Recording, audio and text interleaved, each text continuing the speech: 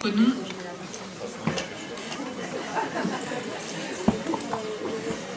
Donc nous sommes heureux aujourd'hui d'accueillir le docteur Christian Flavigny. Donc merci beaucoup d'être venu jusqu'à Lorient aujourd'hui. Donc vous êtes médecin, vous êtes psychiatre plus précisément et psychanalyste, pédopsychiatre. Vous êtes attaché au service de psychiatrie enfants et adolescents de l'hôpital de la Pitié-Salpêtrière à Paris. Comme le montre votre blog,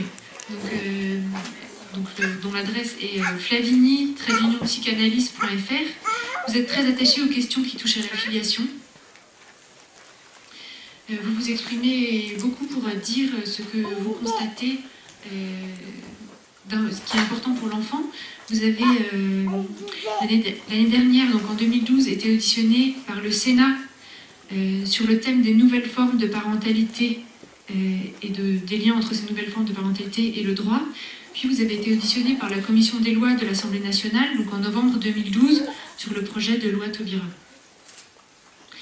Vous vous êtes aussi beaucoup exprimé sur le genre dans la presse. Et vous avez écrit 2 ouvrages sur les questions de genre et de filiation. Donc, un de ces ouvrages, c'est La querelle du genre. Faut-il enseigner le gender au lycée, donc aux éditions des presses universitaires de France, donc un ouvrage de 2012, donc que vous trouvez à la librairie, bien sûr, au stand de librairie. Et un autre ouvrage, Je veux papa et maman, père et mère congédiés par la loi, donc aux éditions Salvator. Donc un ouvrage publié aussi en 2012, je pense qu'il est aussi à la librairie.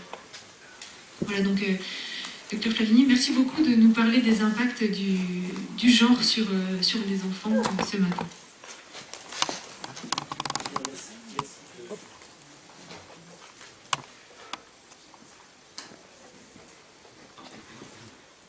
Et bien surtout, merci de votre invitation, qui d'ailleurs me donne l'occasion et le plaisir de poursuivre un numéro de duettiste que nous sommes en train de mettre au point avec Elisabeth Montfort. C'est un grand plaisir, parce que nos points de vue, je dirais, se croisent, se recroisent, et du coup se solidifient l'un par l'autre, un petit peu comme les mailles d'un tricot.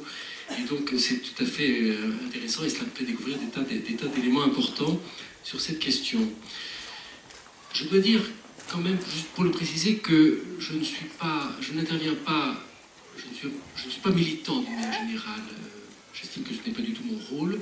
Je me contente, si je puis dire, d'apporter l'éclairage de mon expérience sur ce qui me semble essentiel pour la constitution de la vie psychique et affective de l'enfant, et que je suis intervenu dans le débat public parce que j'ai estimé que des éléments essentiels étaient négligés ou méconnus. Alors je vais essayer de vous dire finalement comment je ressens toute cette affaire un petit peu décoiffante à certains moments qui nous occupe. Et je dirais que moi ce qui me semble être la question posée par toute cette affaire, c'est relativiser. C'est utile de relativiser, de n'être pas dans un point de vue absolutiste, figé, rigide, oui, relativiser. Mais relativiser jusqu'où? Je crois que c'est là que se pose une question. Car, je dirais, le relativisme intégral, qui est la tendance actuelle, prétendant contrer une sorte d'absolutisme qui aurait prévalu antérieurement, amène, je dirais, à une forme d'excès inverse de ce qu'ont pu être les conceptions passées. Avec, par exemple, relativiser jusqu'où, est-ce que, question évidemment posée depuis le plan sociétal depuis quelques mois, est-ce que le couple hétéro et le couple homo, comme ça qu'on en parle, est-ce qu'on peut dire que c'est pareil? Eh bien, tout va dépendre du point de vue. Et c'est là que se situe une question qui a été, me semble-t-il, négligée dans les débats actuels. Car, en effet, si on se place dans un certain point de vue, je dirais, superficiel de ce qu'est la vie familiale, que je vais appeler schématiquement l'aspect éducatif, l'aspect des fonctions, si vous voulez, eh bien, un enfant a besoin d'un adulte pour lui apporter ce dont il a besoin, le nourrir, l'emmener à l'école, etc., lui donner quelques repères de la vie sociale, mais un adulte, à la limite, un seul suffit d'ailleurs. La relation éducative, c'est la relation d'un enfant et d'un adulte. Donc, peu importe, à ce niveau-là, ce qu'est par ailleurs la vie personnelle de cet adulte, qu'il vive avec quelqu'un du même sexe ou de l'autre sexe, n'a pas d'incidence sur cet aspect. Donc, si on a de la famille ce regard superficiel, à ce moment-là, on va pouvoir affirmer, sans problème, que couple hétéro et couple homo, c'est pareil, oui. À ce niveau-là, oui. Précisant quand même qu'à ce moment-là, on dilue la notion de famille.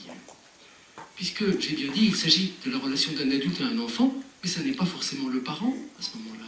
Un éducateur peut très bien nourrir l'enfant, nourrice, l'emmener à l'école, lui apporter les quelques repères de la vie sociale. Donc, on est dans un processus qui, à la raison de ne pas faire de discrimination, maître mot de faire entre les couples homo et les couples hétéros, amène tout simplement, je dirais, pour faire valoir cette équivalence, à diluer complètement la notion essentielle de ce qu'est la famille pour l'enfant. Qu'est-ce qui est omis dans cette affaire? Ce qui est omis, c'est donc la notion de la filiation, qui est une donnée beaucoup plus essentielle pour la vie psychique et affective de l'enfant, puisqu'elle est fondatrice de cette vie affective. C'est pour l'enfant la réponse à la question pourquoi je suis là, de quel désir répond ma venue au monde, quel désir ont porté cette venue. Ça, c'est l'aspect essentiel, fondateur. Et là, il y a une spécificité du lien parent-enfant. C'est par rapport aux parents que l'enfant adresse cette question, qui demeure pour lui, durant toute l'enfance, une question assez floue, mais néanmoins essentielle, parce qu'elle est polarisée sur la relation des parents ensemble. Donc, déjà, nous sommes là, je dirais, dans le fait que ce qui est central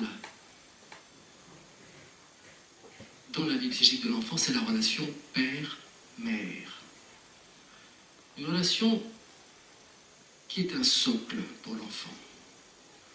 Un socle parce qu'elle porte de façon crédible sa venue au monde. Bien sûr, je dirais, il va falloir savoir pourquoi, ce qui a fait, ce qui a animé cette rencontre père-mère portant la venue de l'enfant. Ça, c'est toute la question de l'enfant. Mais, au point de départ, c'est une notion socle dont je dirais un petit peu plus loin, je dirais, si elle peut être relativisée, et jusqu'où. Mais ce qui a amené dans le débat récent, je dirais, la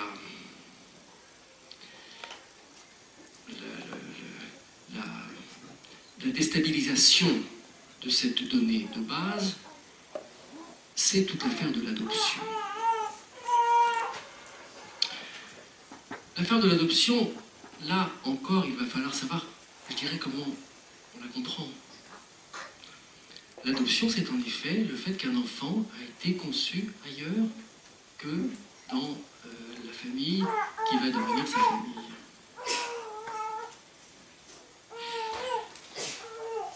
Donc, effectivement, il va y avoir là l'idée que ça n'est pas si essentiel dans une vue superficielle des choses, que ça n'est pas si essentiel la relation qu'apporte l'enfant, puisque là, finalement, on exporte l'enfant. Bon, il est né là, sa famille est ailleurs, donc plaident ceux qui ont une conception superficielle de l'affaire, ça peut bien se passer, et finalement, ça n'est pas si essentiel, cette dimension de socle que vous venez de signaler à la relation père-mère, puisque l'enfant peut en changer.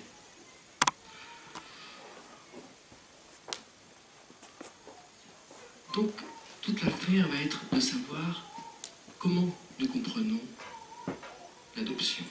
Et c'est là que s'est produit toute une évolution que je vais retracer rapidement pour vous, mais pour que vous compreniez quand même, je dirais, ce qui est l'essentiel à la fois de l'affaire et à la fois de la dérive qui s'est produite récemment.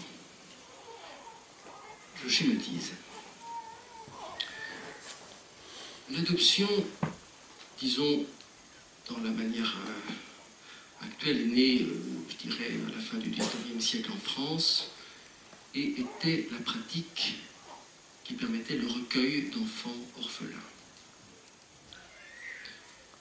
Cette pratique était une pratique qui était essentiellement le fait de femmes qui recueillaient les enfants, pour la bonne raison que, comme vous le savez, dans la première partie du XXe siècle, les hommes, il n'y avait plus d'hommes, ils étaient morts à la guerre, les femmes se sont occupées des enfants, et elles ont joué un très grand rôle par rapport à cela, un rôle qui était néanmoins assez encadré, je dirais un peu symboliquement, parce que souvent elles étaient marraines de guerre, et donc a été instaurée l'adoption au titre, je dirais, d'une pratique de recueil d'enfants, qui conférait à la personne adoptante, à ce titre, un certain droit et rôle maternel pour l'enfant qui avait perdu ses parents. L'adoption a changé de caractère en 1966 avec l'adoption, c'est bien que je le dire, de la pratique de l'adoption plénière. Alors, je schématise, mais je vous explique quand même ce qui s'est passé. Il s'est passé qu'une affaire, à l'époque, a bouleversé la France entière, et ça a été une affaire de rivalité entre une famille d'origine biologique, c'est une famille biologique d'origine, et une famille adoptante, avec rapt d'enfants, enfin tout ce que vous voulez. Bon. Et donc, à partir de là, la loi sur l'adoption a été modifiée dans le sens de ce qui a été l'adoption plénière, c'est-à-dire qu'un enfant prévu pour être adopté perdait tout contact et toute référence à la famille d'origine, et que sa famille devenait sa famille adoptante, comme si cette famille avait été à l'origine de sa filiation. Toute la conception de l'affaire est liée au fait que cette relation des parents adoptants rende crédible d'avoir porté la venue de l'enfant, non pas crédible au point de vue biologique, puisqu'ils ne l'ont pas concrètement enfanté, mais crédible dans leur relation comme l'aspiration à ce que cet enfant devienne leur enfant. C'est le principe de l'adoption plénière qui repose donc sur la crédibilité que les adoptants aient enfanté cet enfant qui devient donc du coup leur enfant, c'est-à-dire établissant le lien de la filiation. Et je vous raconte l'anecdote parce qu'elle est illustrative de ce qui se passe dans la vie des sociétés, et je tiens l'anecdote de Michel Soulet et Simone Veil qui ont porté ce texte de l'adoption plénière. C'est intéressant d'ailleurs parce que Michel Soulet est un éminent professeur de pédopsychiatrie, qui est un de mes maîtres, Simone Veil, éminente juriste. Ça veut dire que cette loi a été conçue comme, je dirais, un alliage entre une conception psychologique et une conception juridique.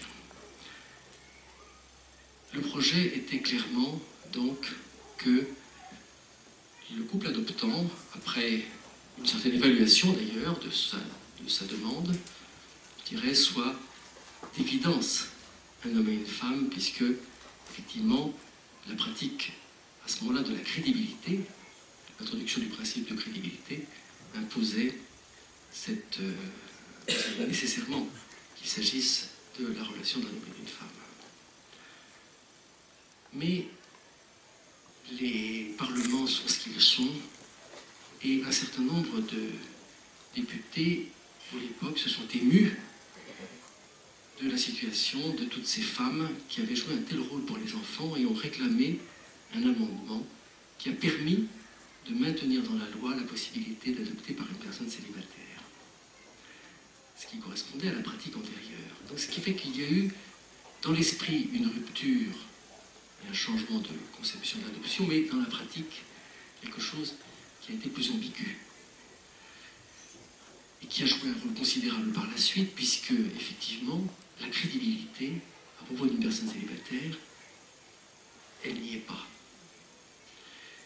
Elle y est d'autant moins qu'un certain nombre de ces personnes ont fait valoir, souvent après, qu'elles vivaient une relation homosexuelle et qu'elles s'étaient contentées de ne pas en faire état dans le protocole de l'adoption, en se prétendant célibataires, et qu'elles avaient eu un enfant à ce titre-là. Et donc c'est par ce biais que la question homosexuelle est intervenue dans l'adoption. Je raconte ceci pour que nous comprenions bien qu'effectivement, il y a eu quelque chose d'un peu bâtard, et qui d'ailleurs avait été d'une certaine manière considéré par les politiques. Je le dis parce que ça fait partie de choses qui, à mon avis, ont une grande importance. J'ai participé, en effet, à plusieurs commissions de l'Assemblée nationale, et à l'une de ces commissions, je me rappelle fort bien qu'une sénatrice, en l'occurrence Marie-Thérèse Hermange, avait conclu d'une manière qui m'était apparue importante, la réflexion que nous avions, et qui était en disant « Il faudrait que nous ayons le courage de supprimer le principe de l'adoption par une personne célibataire. » Ce courage étant juste, je dirais, l'idée d'une clarification. D'autant plus justifiée que nous savons quand même par expérience que l'adoption par une personne célibataire est une adoption beaucoup plus complexe que l'adoption par un homme et une femme, pour des raisons, je dirais, qui ne tiennent pas à la qualité des personnes. Il ne s'agit pas de faire un procès en maternité. Non, c'est pas la question. La question, c'est qu'effectivement, il y a quelque chose qui, d'une part, induit une certaine problématique, c'est-à-dire que la femme adoptante, seule, a tendance, même malgré elle, à apparaître comme la bonne fée qui est venue sauver l'enfant de la mauvaise mère qui l'a abandonné. Je schématise, mais c'est ce qui peut se passer dans la tête de l'enfant, c'est ça qui nous importe. Et à partir de ce schéma, inévitablement, les choses se retournent à un moment ou à un autre dans la dénonciation, à ce moment-là, de la femme adoptante, pour préserver, je dirais, la supposée mauvaise mère de départ qui aurait abandonné.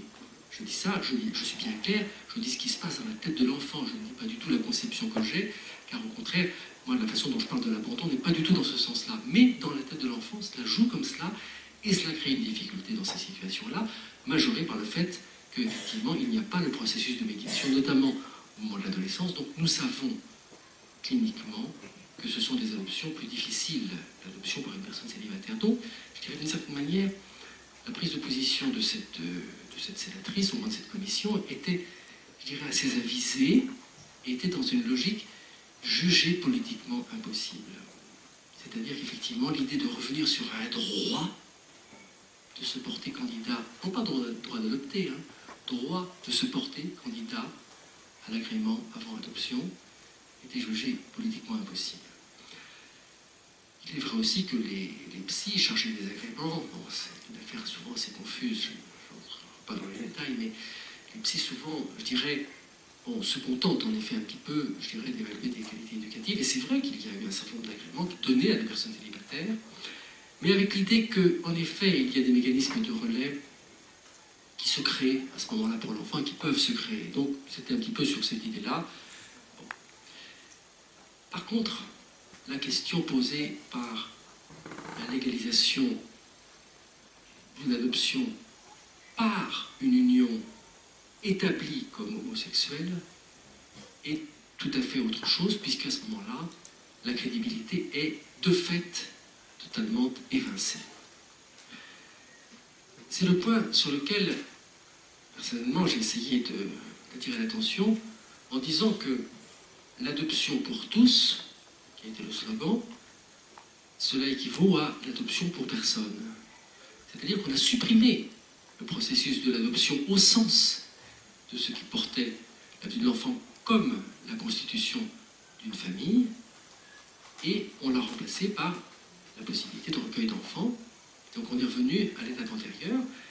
Et effectivement, à ce moment-là, au point de vue éducatif, le fait qu'il y ait 2 hommes ou 2 femmes, je dirais, ça ne change rien pour donner le biberon, pour emmener l'enfant à l'école. Voilà, là-dessus, il n'y a pas à se prononcer. Mais on a supprimé le processus psychologique portant, je dirais, permettant à l'enfant de s'appuyer pour se convaincre qu'il est bien l'enfant de ce père et de cette mère et de leur rencontre. Donc voilà, si vous voulez, pour dire un petit peu ce qui a fait je dirais un peu un angle d'attaque quand même, qui se complète aussi alors donc de tout un processus de relativisation. Et alors ça, je l'ai entendu beaucoup dans le débat actuel, si vous voulez, par les tenants de la loi Taubira, c'est-à-dire, on dit bien, il y a bien des enfants noirs adoptés par des couples blancs, pourquoi est-ce qu'un enfant ne pourrait pas être adopté par 2 personnes de même sexe? On lui expliquera, etc., etc. Qu'est-ce qui se passe dans ce processus? Il se passe que, finalement, ce que l'on peut remarquer, c'est que l'on conserve les mots, mais on les vide de leur sens profond. C'est-à-dire que toute cette démarche-là est une attitude de lecture superficielle des enjeux.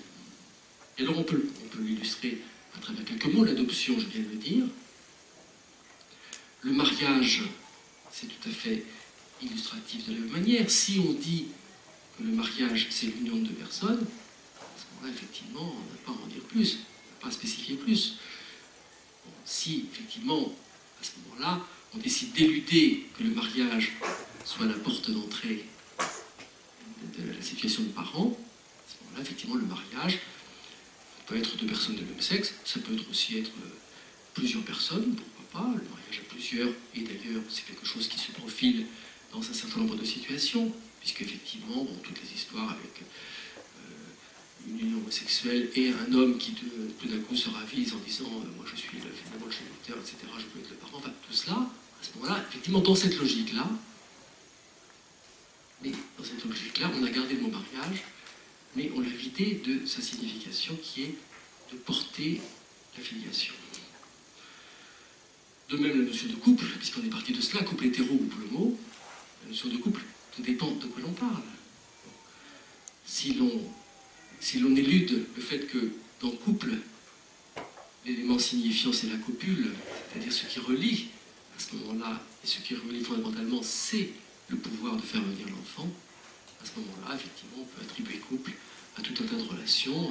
À ce moment-là, je dirais, la diversité est infinie. On peut dire couple homo, mais on peut dire tout un tas de déclinaisons possibles. Tout ça voulant dire que on voit que toute l'affaire, c'est l'affaire du sens des mots, l'affaire du sens que l'on donne aux mots, et que ce qui va infléchir et ce que l'on va utiliser pour infléchir le sens des mots, ce sont des éléments du contexte. C'est-à-dire qu'on ne touche pas au mot lui-même, mais on va faire évoluer le contexte autour. Et le contexte, pour en dire quelques mots schématiquement, on peut dire qu'il est à la fois historique et géographique. Je vais en dire un mot sur les 2 aspects pour que nous essayions de comprendre un petit peu de quoi il s'agit.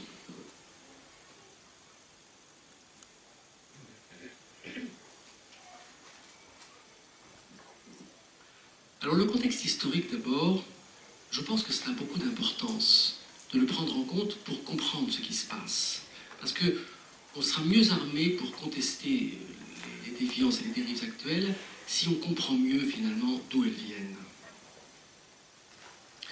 Toute société cherche à se donner une bonne image d'elle-même. Et je dirais en cela, les sociétés sont un petit peu ce que sont les individus. Nous souhaitons tous donner une bonne image de nous-mêmes, c'est comme cela. Et pour cela, la société actuelle font ce que font toutes les sociétés et toutes les époques, c'est-à-dire effacer, éradiquer les démons du passé et les dénoncer. Alors le maître mot dans l'affaire, c'est la famille patriarcale. Alors ça, c'est quelque chose dont il faut se débarrasser, mais la question c'est de savoir de quoi on parle. Or, on parle d'un mythe, en fait, et absolument pas d'une réalité qui, d'ailleurs, on le remarquera, n'est même pas vraiment étudiée. C'est intéressant sur le plan sociologique, anthropologique, les anthropologues n'étudient même pas cela. J'en dis juste quelques mots, parce que ce qui est en jeu là, dans cette affaire, c'est la puissance paternelle. La puissance paternelle, je dirais, associée à l'idée d'une brutalité rustique des hommes sur les femmes et sur les enfants. Ce qui a peut-être existé, et je ne dis pas le contraire, mais ce qui est peut-être un petit peu réducteur, comme une vision, je dirais, qui nous libérerait et où nous deviendrions une société civilisée et policée, du fait que nous aurions, je dirais, jugulé cette supposée violence. C'est surtout que les contextes sociaux évoluent. Et ils évoluent, là je suis schématique, hein, ce n'est pas tout à fait mon sujet, mais bon, ils évoluent à différents niveaux. D'une part, il y a un siècle, les familles étaient rurales, alors qu'elles sont devenues urbaines, que le destin, que le vécu de la maternité a considérablement changé. Il faut quand même se rappeler, il y a un siècle seulement, ce qu'était pour la femme la hantise de la mort en couche, et ce qu'était pour les enfants la hantise de la mort dans les premières années de vie. Et puis se rappeler qu'au niveau de la division du travail, il y avait une division qui était quand même marquée dans la vie sociale par la force physique, ce qui a évidemment considérablement changé, même pratiquement a complètement disparu. D'ailleurs, on parle du travail des femmes actuellement, les femmes ont toujours travaillé, mais en effet, elles n'appliquaient pas le même travail que les hommes. Ceci pour dire rapidement qu'il y a en effet une modification de l'équilibre des relations hommes-femmes, mais avec quelque chose qui, à la raison de cette dénonciation de la famille patriarcale, aboutit, je dirais, à une espèce de bascule inverse dont je dis juste un mot, mais que l'on voit très bien illustré dans la question de l'autorité, de l'usage de l'autorité, notamment, par exemple, les faits divers sont toujours là illustratifs de quelque chose, l'histoire de la fessée, c'est bon, la fessée qui est une pratique en effet, enfin, que l'on peut trouver un petit peu rudimentaire pour élever les enfants, mais c'est tout à fait une autre affaire que de venir pénaliser l'usage d'une fessée, d'autant plus que c'est un contexte un peu trouble, comme chacun sait, c'est une mère qui dépose plainte devant son enfant, etc. Pourquoi est-ce que cette pénalisation fait problème? Ce n'est pas le dire comme ça, ce n'est pas faire l'apologie de la fessée. C'est dire que la pénalisation est une arme tout à fait déplacée, je dirais, dans ce qui peut être la critique éventuelle du recours à la force physique d'un père par rapport à son fils. Pourquoi? Parce que, d'une part, si on pénalise à ce moment-là, cela va toucher les braves pères de famille qui sont un peu excédés et qui perdent leurs moyens à certains moments. Bon, c'est un problème, ça ne va absolument pas affecter là où il faudrait vraiment effectivement pouvoir agir, c'est-à-dire le pervers, le père pervers qui abuse de maltraitance, etc. Et surtout, cela va forcément poser la question de la modalité du lien de transmission entre père et fils, à ce moment-là, et cela va poser la question, je dirais, d'une confusion entre ce qu'est la domination, qui est en effet discutable, et la dominance, car la dominance physique du père par rapport à son fils est peut-être quelque chose qui a son utilité pour le fils, notamment dans le rôle de le protéger. Donc, il y a là tout un tas de choses qui sont des questions actuelles où l'on voit bien qu'il y a une espèce d'effet de bascule, finalement, pour dénoncer de supposés abus du passé. Mais l'enjeu essentiel dans ce qui se passe actuellement, c'est bien sûr les techniques d'aide à la procréation. C'est l'enjeu essentiel parce que toute l'affaire actuelle tourne autour de l'avenue de l'enfant. C'est évidemment l'enjeu essentiel, c'est l'enjeu des revendications. Et les techniques d'aide à la procréation sont finalement le centre du conflit. Je vais essayer de dire finalement pourquoi, mais finalement dans une revendication qui est d'y avoir accès de droit, quelle que soit finalement la façon d'y recourir, quelle que soit la relation qui y recourent. Et avec toute la question qui est posée, est-ce que les réserver à leur couple hétérosexuel, puisque c'est comme ça qu'on parle, mais enfin bon, les réserver à la relation homme-femme, est-ce que ce n'est pas user de discrimination à l'égard des autres modes de vie affective et sexuelle? C'est donc poser la question homosexuelle.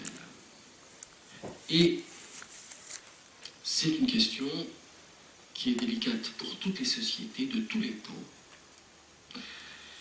Ça ne m'empêche pas d'y réfléchir et de la poser dans les termes les plus justes possibles, en voyant bien, d'une part, qu'il y a en effet, dans le passé de nos sociétés, une intolérance, voire pire, à l'égard des homosexuels. Et si des mouvements identitaristes sont nés aux États-Unis, c'est depuis de véritables persécutions, mais on peut en citer en France, dans le livre, je raconte l'histoire d'Alan Turing, qui est l'histoire qui se passe dans l'Angleterre d'après-guerre, donc l'Angleterre en principe en pleine sérénité, donc, bon, qui a fini par se suicider, c'est quand même une affaire tragique. Bon. Donc, voilà, c'est pour dire qu'il y a en effet un passé de persécution dans quelque chose qui, en même temps, ce n'est pas pour dédouaner les sociétés que de dire, mais c'est juste pour quand même essayer d'avoir une réflexion aussi juste que possible. Les sociétés se préoccupent, je dirais c'est leur fonction même, de leur pérennisation, c'est-à-dire donc de l'avenir de l'enfant. Et la question homosexuelle vient faire obstacle, faire impasse à cette question, ce qui suscite une intolérance tout à fait discutable dans la manière, mais ce qui pose ce problème. Alors, à partir de là, et sans doute dans une évolution de la société où la question de l'avenir de l'enfant se pose, je dirais, d'une façon plus tempérée, il n'y a plus la même pression, il n'y a plus toutes ces morts d'enfants qui faisaient une telle pression sur le natalisme, etc., a donné naissance aux mouvements identitaristes qui se sont dotés d'une théorie qui est la théorie du gender. Alors, je vais être schématique par rapport à tout cela, pour ne pas... Bon, mais enfin, d'autant que les élèves Montfort en a rappelé l'essentiel tout à l'heure. Bon, l'affaire est née d'une étude sur les enfants intersexuels. Alors, je le dis avec d'autant plus de conviction qu'on cite sans arrêt Monet et Stoller par rapport à cela, et moi je m'en offusque, parce qu'il y a un éminent pédopsychiatre français, avec lequel j'ai eu le privilège de travailler, j'étais alors jeune pédopsychiatre, c'était à l'hôpital Saint-Vincent-de-Paul à Paris, qui a mené la même étude, avec des conclusions un petit peu différentes. Et alors, je ne sais pas exactement ce qui fait qu'on nommait, alors je le cite dans le livre bien sûr, je cite ses travaux, j'essaie de le rappeler aussi à mes collègues parce qu'il y a quelque chose là qui est un espèce d'oubli un peu curieux. Alors, je dis un mot sur les conclusions.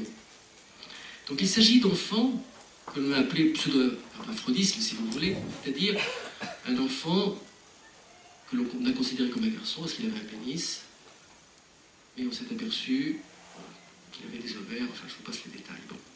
Et donc, la question était de savoir quoi faire pour ces enfants. Voilà schématiquement la question posée. Il est apparu assez clairement que ce qui comptait essentiellement, c'était la conviction dans laquelle s'était établie la relation parent-enfant. Si la conviction qu'il était un garçon, malgré la découverte plus tardive d'ovaires, était centrale, il valait mieux conserver l'enfant dans sa situation de garçon et donc enlever les ovaires en l'occurrence.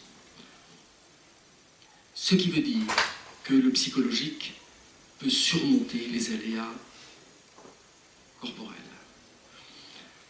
Conclusion française, et à mon avis conclusion pertinente, que nous voyons d'ailleurs dans l'adoption. Dans l'adoption, il n'y a pas le biologique, mais la filiation peut s'établir à partir de la conviction. Il est mon enfant, ils sont mes parents. Se produit à partir de là une première dérive des études psychologiques américaines. Là, je veux dire que Stoller a joué quand même un grand rôle, mais aussi, Elisabeth Montfort l'a rappelé tout à l'heure, la langue américaine. Là, bon, il y a quelque chose qui est très complexe, mais en effet, en anglais, en américain, my sex, c'est mon donné corporel. My gender, c'est ce que je ressens être garçon ou fille. Et donc là, il y a un dualisme de départ qui devrait être rendu en français autrement que par sexe et genre. C'est tout à fait exact, en effet. Là, il y a une traduction abusive. D'ailleurs, le livre de Stoller, le premier livre de Stoller, a été traduit par recherche sur le... Je ne sais plus, je le cite, mais... Enfin, en tout cas, le mot genre n'apparaissait pas au départ. Et puis, c'est ensuite que le terme est apparu et a été repris, c'est-à-dire qu'on a traduit gender par genre, alors qu'il serait plus logique de traduire par identité sexuelle. Mais là, il y a de ces effets, bon, un peu complexes, mais relativement abusifs, dont se sont emparés les courants identitaristes américains, notamment Judith Butler, qui est un peu la vedette de l'affaire, pour dire, voilà, c'est indépendant. Non, prima, possibilité de surmonter les aléas, c'est une chose, indépendant, c'est autre chose, n'empêche que la théorie du gender, c'est la théorie de l'indépendance. Alors,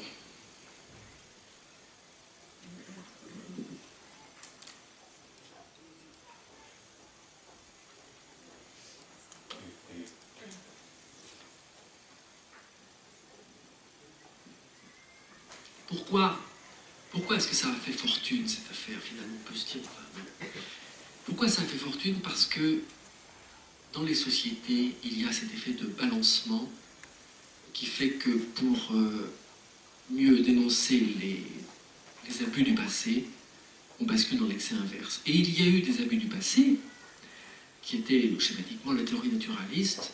Le garçon naît avec un corps de garçon, donc il sera père. Et ceci faisait des homosexuels des déviants, et c'est contre cela qu'ils se sont insurgés. Et à ce titre, on peut comprendre, je dirais, une certaine salubrité de leur contestation. Mais on doit comprendre aussi que cette contestation, elle est portée par quoi? Elle est portée par ce que représente pour eux ce qu'ils considèrent comme un destin obligé.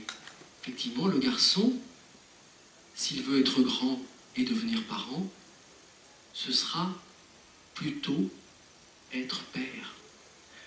C'est cela qui est en jeu dans le vécu assez difficile des homosexuels par rapport à cela, car devenir père, devenir mère est toujours pour l'enfant, pour chacun de nous, une certaine confrontation aux images de nos parents.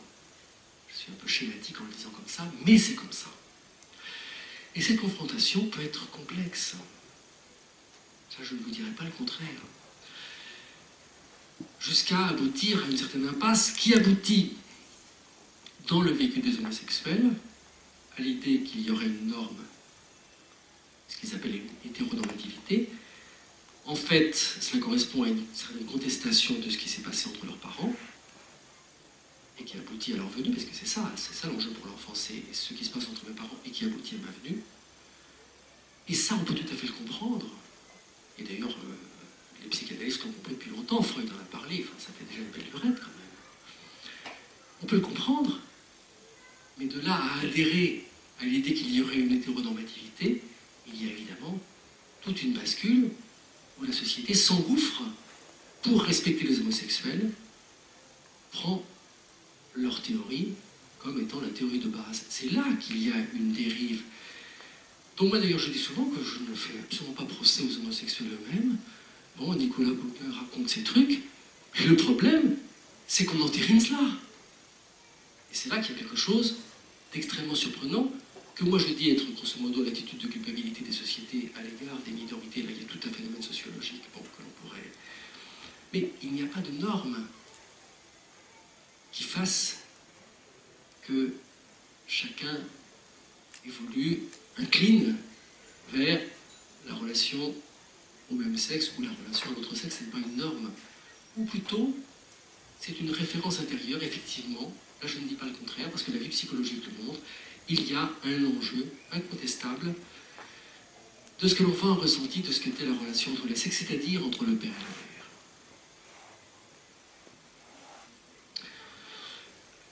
Voilà, si vous voulez, un petit peu ce qui me semble se passer actuellement. Et donc on aboutit à cette idée d'une espèce d'oppression sociétale sur les individus, qui est une idée complètement schématique, complètement abusive, mais qui flatte beaucoup les individus en question, aboutissant à une espèce d'illusion de liberté, d'autodéfinition, et finalement on est complètement dans cette affaire avec ce qui se passe pour l'enfant, où l'enfant pourrait autodéfinir, bon, il faudrait surtout respecter sa neutralité pour le laisser choisir, etc. Eh bien non, ça ne marche pas comme ça, je suis désolé, mais non. Là, on essaie d'affranchir l'enfant de quelque chose qui est un enjeu, et pour l'enfant, je ne vous dis pas le contraire, c'est un enjeu de se confronter aux attentes de ses parents, bon, à essayer de les satisfaire, bon, et en même temps de s'affirmer soi-même. Enfin, c'est toute l'affaire du développement psychologique, je ne vous dis pas que ça se fait de manière aisée, il y a des difficultés, d'accord, mais cela ne valide pas l'idée qu'il faudrait affranchir l'enfant de cela et lui permettre de s'autodéfinir. Ça, c'est une posture totalement idéologique pour le coup, et totalement à côté de la question du développement psychologique. Alors on aboutit à cette idée tout à fait incongrue de stéréotypes de genre, illustré par exemple, je le dis parce que c'est le titre d'un livre que l'on fait diffuser à l'Éducation nationale, vous savez, c'est Papa porte une robe. Bon. Alors c'est vachement, c'est décoiffant, hein, vraiment l'idée, Papa porte une robe. Bon. Mais qu'est-ce que ça veut dire finalement? Ça veut dire qu'on veut surtout neutraliser au maximum l'effet de quoi? Mais l'effet du fait que c'est les femmes qui portent des robes, c'est parce qu'il y a un enjeu de séduction entre les sexes qui joue par rapport à cela. Il n'y a qu'à voir la façon dont les pupilles masculines se dilatent selon que la femme porte une robe ou un pantalon, c'est comme ça. Adopter la théorie de ce que cet enjeu de séduction met dans l'embarras, c'est une affaire discutable. C'est une affaire discutable. En même temps, la question est de pouvoir respecter qu'ils ne soient pas dans cet enjeu de séduction. Mais pas au prix d'adopter leur théorie. C'est ça l'affaire. Donc, on voit comment l'affaire de Papa porte une robe, soi-disant dénonçant un stéréotype, c'est surtout une façon d'essayer de neutraliser des affects, des sentiments extrêmement puissants, extrêmement essentiels, excusez-moi, mais je veux dire, ça peut faire partie de quelque chose qui compte dans la vie, le fait qu'il y ait du plaisir, le plaisir de plaire, l'envie de bon, avec mesure peut-être, mais quand même. Alors on aboutit à quelque chose qui est, je dirais, le stéréotype à l'envers. C'est-à-dire qu'il va s'agir d'influer sur le jeu des enfants en donnant des poupées aux garçons et des fusils aux filles. C'est surtout une complète méconnaissance de l'enjeu du jeu pour l'enfant. Qu'est-ce que c'est l'enjeu du jeu pour l'enfant? C'est un enjeu de liberté. C'est l'enjeu de se définir. Et se définir, c'est quoi? C'est s'approprier quelque chose. Et c'est vrai, le corps que j'ai, avant de pouvoir dire c'est mon corps, il faut que je me l'approprie. Et c'est toute une affaire, parce qu'elle résonne aussi de ce que sont les attentes des parents. Ah, si j'avais été d'autre sexe, est-ce que j'aurais mieux correspondu à leurs attentes? Donc tout cela est un enjeu affectif qui existe, qui est chargé, qui est complexe. Je ne dis pas le contraire, mais on ne peut pas pour autant négliger que c'est un processus d'appropriation qui est essentiel et qui est centré sur quoi? Qui est centré pour l'enfant sur la relation au père et à la mère. Parce que s'il y a un enjeu psychologique pour un enfant, c'est quoi? C'est devenir grand. Comment devenir grand? Et la recette qui lui semble, je dirais, apportée, c'est pour le garçon devenir père, pour la fille devenir mère. Alors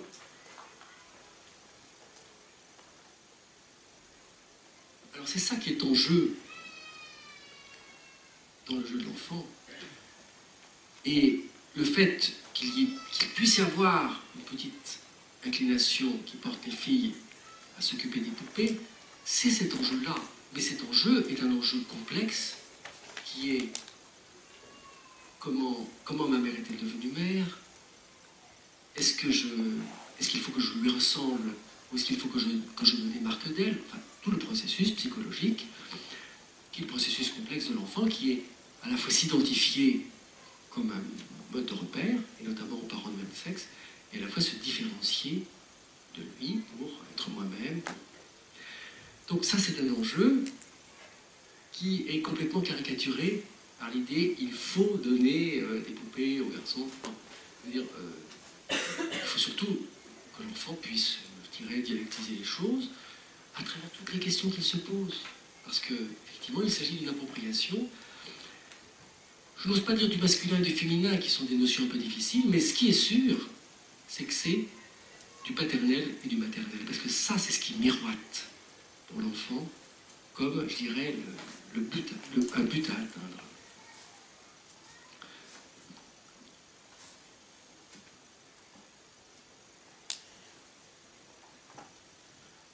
Alors, ce que l'on voit, c'est que finalement, toute cette théorie du gender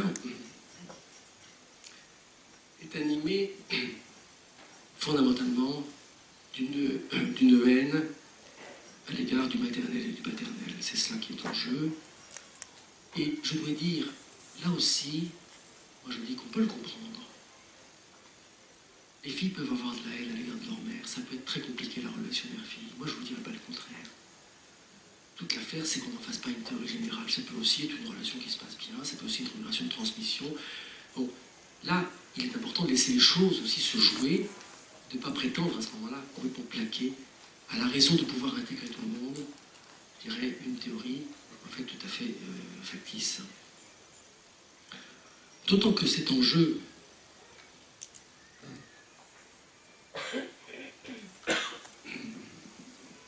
c'est l'enjeu essentiel de cette querelle finalement, c'est l'enjeu d'avoir des enfants, qui est une question très délicate pour les homosexuels, et je dirais même douloureuse. Et moi je rappelle ce que j'en ai dit par rapport à cela, c'est que moi je ne me suis jamais offusqué du fait que les homosexuels deviennent parents, que ce soit par une technique ou par une autre.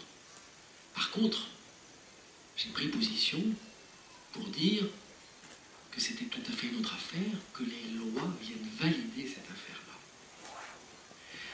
Alors là, c'est un enjeu d'ailleurs sur lequel j'ai eu un petit peu des difficultés avec mes collègues, parce que cet enjeu-là n'est pas toujours perçu en effet. Mais moi, ce que j'ai essayé de souligner, c'est que là, les lois viennent valider à ce moment-là complètement, introduire la confusion, c'est-à-dire qu'à ce moment-là, je dirais l'enjeu, autant on peut très bien comprendre que dans des situations particulières, je dirais, ben, l'enfant, bon, en effet, il se repère bien, bon, effectivement, ça s'est passé comme ça, vous voyez, bon, allez, il se repère, quitte à prendre des voies de détour pour comprendre, finalement, pour comprendre finalement ce qu'il fait, sa vie au monde, bon, le fait que sa mère est homosexuelle, elle ne pouvait pas partager donc la vie sexuelle avec un homme qui aurait été le père, mais en même temps, elle désirait, bon, l'enfant là peut construire un certain nombre de choses, mais si les lois viennent dire mais non, c'est pareil, il n'y a rien à réfléchir, c'est tout à fait une autre affaire. L'enjeu donc principal pour je dirais pour la vie sociale, c'est donc le centre de l'affaire, c'est la relation père-mère. Et la relation père-mère qui est à la croisée de deux données essentielles de l'humain qui ne peuvent pas être des données relativisées, qui sont l'incomplétude et la finitude. L'incomplétude parce que c'est là, je dirais, l'enjeu tout à fait radical pour chacun de nous, qu'il n'est pas possible que l'enfant vienne sans partager ce désir avec un partenaire de l'autre sexe. C'est comme cela, c'est la femme qui enfante, c'est l'homme qui féconde. Bien sûr, si l'on résume les techniques d'aide à la procréation à un aspect technique, à un apport technique, on va pouvoir totalement relativiser, on va pouvoir dire c'est l'éprouvette. Bon. Mais ça, c'est négliger la question qui se pose à l'enfant. L'enfant, il ne se contentera pas de la question, c'est l'éprouvette. Et l'enfant, quoi qu'on en dise, c'est pas seulement en lui disant écoute, on est allé en Belgique, qu'il fera un scénario lui permettant de comprendre pourquoi il est élevé dans une union homosexuelle. Bon, peut-être qu'on garnera un certain nombre de questions pour pour tout à l'heure. Je voudrais juste peut-être alors dire un petit mot, parce que j'ai parlé du contexte historique, un petit mot du contexte géographique, parce que là aussi, il y a des arguments qui sont souvent puisés, je dirais,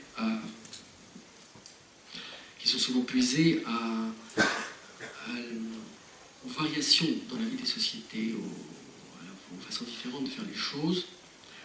Et notamment, l'exemple américain est très très souvent venu en exemple de quelque chose qui, je dirais, motiverait, qui porterait l'idée que nous sommes en retard, parce que c'est ça l'idée, hein, c'est ça la grande idée, c'est que nous sommes en retard. Eh bien, moi je pense que ce raisonnement n'est pas valable. Les manières d'autres pays sont autres. D'ailleurs, je ne sais pas pourquoi on prend l'exemple américain, on pourrait prendre des exemples à ce moment-là, on pourrait aller en Afghanistan, à ce moment-là on pourrait voir, bon, non, c'est l'exemple américain. Mais l'exemple américain n'est pas du tout déclinable de la même manière qu'en France, et qu'il y a des tas de différences. À propos du mariage, j'ai assez souligné que le mariage qui vaut aux États-Unis, c'est le mariage religieux. Le mariage civil suit le mariage religieux. Et d'ailleurs, le mariage religieux peut dispenser du mariage civil. C'est donc un contexte, je dirais, d'établissement du lien de filiation complètement différent. La société américaine est une société fondée sur le religieux. Le président prête serment sur la Bible. Ça n'a donc rien à voir. Alors je passe sur l'enjeu de la filiation biologique, si vous voulez, qui est extrêmement présent aux États-Unis. C'est-à-dire que pour compenser le fait que les États-Unis, en effet, ne font pas reposer la vie familiale sur l'établissement du lien de filiation, c'est vrai. Mais du coup, qu'est-ce qui se passe, notamment dans le recours aux techniques médicales à la procréation? C'est une inflation complète du recours à la filiation biologique. Et alors les blogs, à ce moment-là, fleurissent, si vous voulez, de recherche de mon frère et de ma sœur. Quelle est l'idée? L'idée, c'est, je suis né donc d'un spermatozoïde inconnu. S'il me venait de rencontrer un homme ou une femme né d'un spermatozoïde de même provenance, je commettrais l'inceste. Autrement dit, la filiation biologique devient ce qui est le point de repère de l'inceste. Ce qui est toute une affaire. Bon, on ne va peut-être pas avoir le temps d'en parler maintenant, mais on en parlera si vous voulez dans les questions, si ça vous intéresse. Mais il y a quelque chose qui est donc, je dirais, un recours en forme de leurre complet par rapport à l'établissement des interdits familiaux fondamentaux, qui sont l'interdit de l'inceste et l'interdit du meurtre. Bon, avec, je passe aussi, mais enfin, la question de l'adoption qui est complètement différente aux États-Unis. L'adoption aux États-Unis se fait par petites annonces chez l'avocat, avec les dessous de table que vous voulez, etc. C'est une autre conception, en effet, que celle que j'ai essayé d'expliquer à propos de la France. Alors, bon, je ne vais pas arrêter là pour cet exposé, si vous voulez, nous prendrons les points que vous souhaitez, mais je voudrais quand même terminer sur un point qui m'a semblé beaucoup préoccupé dans la mouvance actuelle, c'est quoi faire? Qu'est-ce qu'on peut faire?